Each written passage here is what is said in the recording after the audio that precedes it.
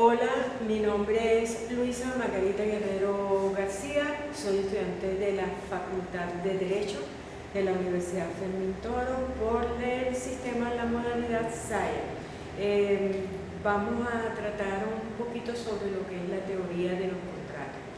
Entrando ya en tema, diremos que la sociedad se ha fijado muchísimas metas y trata de superar escaños que puedan hacer que hagan la convivencia de sus integrantes, de sus miembros, lo más acorde posible, y por ello idearon mecanismos para solucionar las diferencias.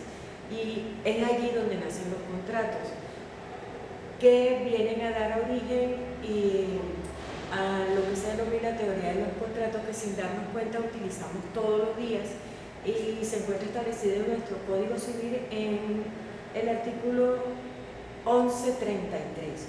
En el mismo se establece que el contrato es una convención entre dos o más personas para constituir, reglar, modificar o extinguir entre ellas un vínculo jurídico. Por lo general se define al contrato como un acuerdo privado que bien puede ser oral o escrito, mediante el cual las partes inmersas en él se obligan a un cumplimiento acordado sobre una materia o una cosa.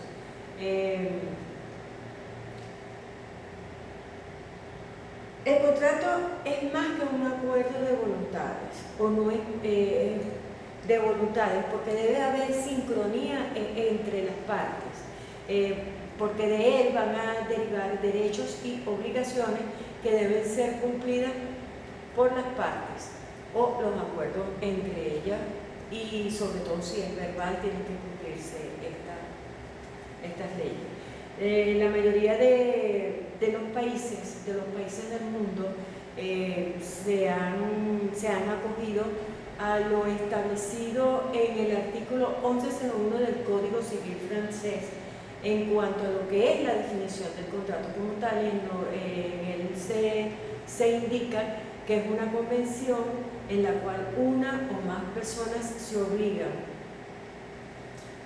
con otras para dar, hacer o no hacer alguna cosa. Esta opinión fue acogida por nuestros legisladores y la han llevado jurídicamente, y se puede definir entonces al contrato como un negocio o un acto que puede ser bilateral, puede ser multilateral, y la finalidad no es modificar o extinguir los derechos y obligaciones, sino crear los derechos y las obligaciones. Todas estas opiniones, todos estos mensajes de los legisladores del mundo parten del derecho romano, que es el que nos ha acompañado en todas las historias, en toda la etapa histórica del derecho como tal. En el derecho romano se indica que el contrato es un acuerdo, es un convenio, entendiéndose como tal el consentimiento de dos o más personas que deben dar o prestar algo o una cosa. Es por esto que el contrato requiere de la manifestación inequívoca de voluntad de las partes que conforman el acto jurídico. Pareciese que no se fuese, que es imposible hablar de acto jurídico, pero sí, porque consta de los sujetos y consta de un objeto. Cuando están las personas presentes, las partes, se dicen que el contrato se realiza entre presentes. Si las partes están ausentes, entonces se denomina contrato entre ausentes. Y este entre ausentes va a tener validez siempre y cuando la última de los contratantes dé su manifestación de aceptación. Algunos considerarán que es imposible, como ya dije antes, señalarlo como un acto jurídico, pero también les dije que tenía un sujeto y tenía un objeto. El contrato se caracteriza por ser una convención, por regular las relaciones o vínculos de carácter patrimonial que son susceptibles en valores económicos, o sea, en valor monetario, pecuniario, y debe producir efectos obligatorios, es la mayor fuente de obligaciones y ostenta el principio de autonomía de la voluntad como fundamento principal. Los elementos del contrato en cuanto a los efectos se encuentran clasificados de la siguiente manera: como elementos de perfeccionamiento o formación del contrato tenemos la oferta, y que también se subdivide de acuerdo a su naturaleza en perfecta e imperfecta, según el término, en plazo y sin plazo, según los destinatarios, hecha a persona determinada o la hecha a persona indeterminada. Según las modalidades tenemos como es la ejecución previa y la pública recompensa. Tenemos la aceptación, tenemos el contrato entre ausentes, del cual ya hablamos un poquitico, la expedición o emisión que forman parte del contrato de los ausentes, que es con respecto a las fases, porque está compuesto por 4 fases, que a su vez dan origen a sistemas doctrinales como es la coexistencia de voluntad y la congruencia de voluntad. Y nuestro Código Civil se acoge a este sistema. Tenemos los elementos esenciales de la existencia del contrato, donde está conformado por la consistencia, por el consentimiento, que es la manifestación de la voluntad deliberada, consciente y libre, mediante la cual se expresa un acuerdo. El objeto, ¿cuál es el objeto de un contrato? El objeto del contrato es producir una o varias obligaciones de dar, hacer o no hacer. Es una operación jurídica que se quiere realizar. Tenemos la causa, que aquí es donde se va a evidenciar más que es que los contratos tienen una función socioeconómica. Tenemos también los elementos indispensables para la existencia o validez del contrato, donde está la capacidad, que se caracteriza por ella ser una regla.